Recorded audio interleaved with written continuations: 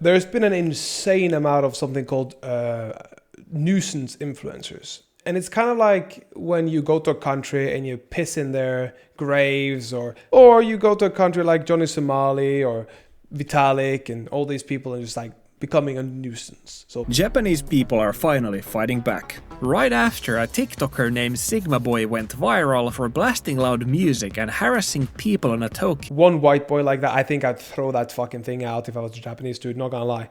I think I'd just fucking whip.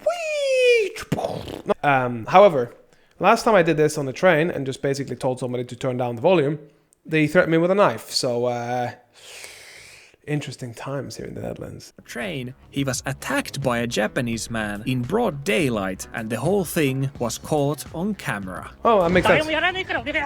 No one would do it, I did it. But I will protect Japan. But what's more interesting than all of this is that I have actually figured out a section of the law that the Japanese government could use to fight against nuisance influencers like the one we're talking about today. But before we go there, let me explain what's going on with this situation. Situation I don't know, so I'm actually really excited to know. If you guys don't? Sigma Boy is a 17-year-old nuisance influencer who's gained millions of followers in TikTok by harassing people in public by... Listen, I'm not condoning violence, but I do say take away that fucking thing from him.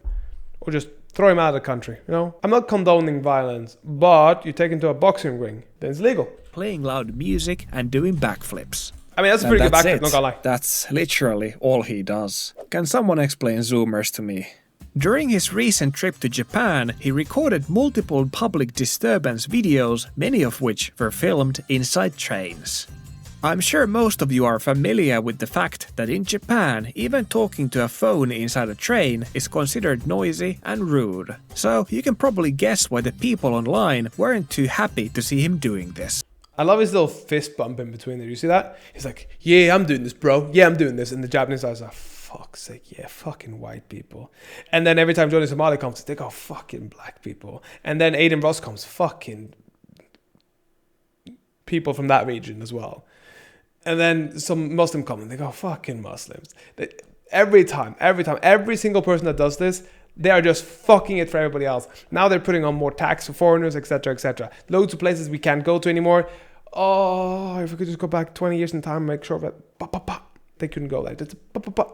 No going to Japan if you're not going to go there for an actual cultural or see something. You know, don't go to Japan just to be an asshole. Don't go to any country to be an asshole.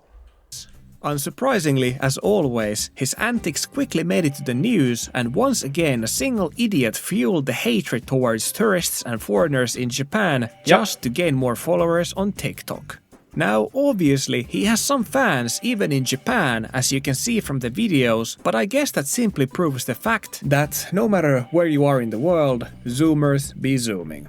Before I show you what happened next and how Japan could actually stop guys like him, let me explain my reasoning why nuisance influencers should be treated more harshly in the eyes of the law. When it comes to nuisance influencers... I mean, there's one thing about being a nuisance and there's one thing about being a public nuisance that are trying your very best to be a nuisance. Let's say, for example, you're talking on the phone. That would be a nuisance to them. However, it's not like you know and you're trying. But if you are standing there whipping up your schlong and peeing on the subway, for example, or the trains, you know you're being a nuisance.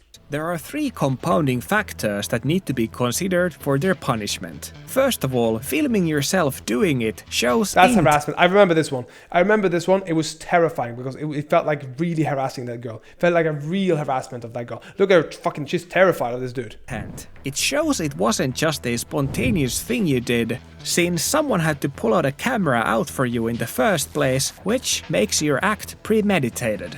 On top of this, filming other people for your content without their permission and harassing them on top of it shows that you have no consideration for anyone around you except yourself. And to you, these people are just... As another situation that happened in Japan, a lot of foreigners were taking pictures of these type of ladies, and now people can't go there anymore. Props for your own amusement and monetary gain.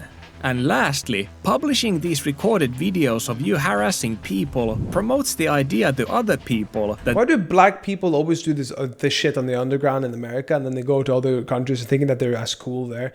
Have you ever seen the New York subway? That shit's that's just a clown show. And still, they want to make everywhere else a clown show too. It finds success by harassing people around them.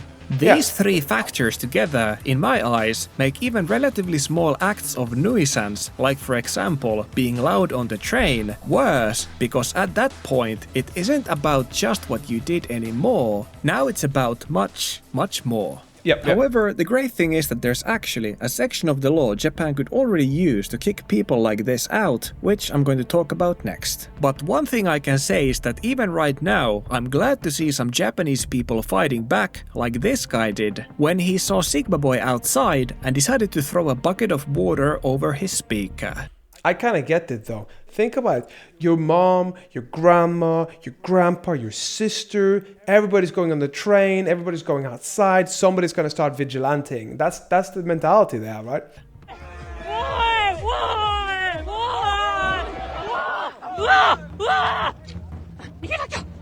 I have to run, I have to get out of here. Yeah, I stopped Sigma Boy.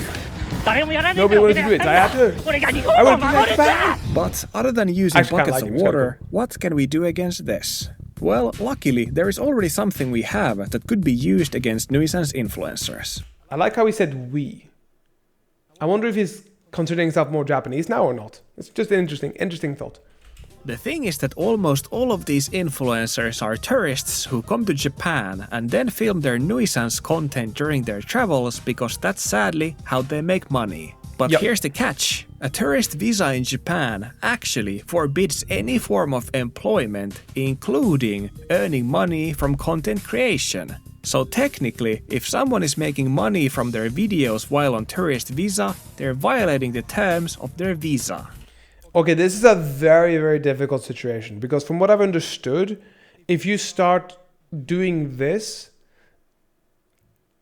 especially when they aren't making money in Japan, they're making money off the Japanese content, so that by definition then they could film everything and then go home and then post it from home, because then by definition they're not actually working in Japan. I don't actually know.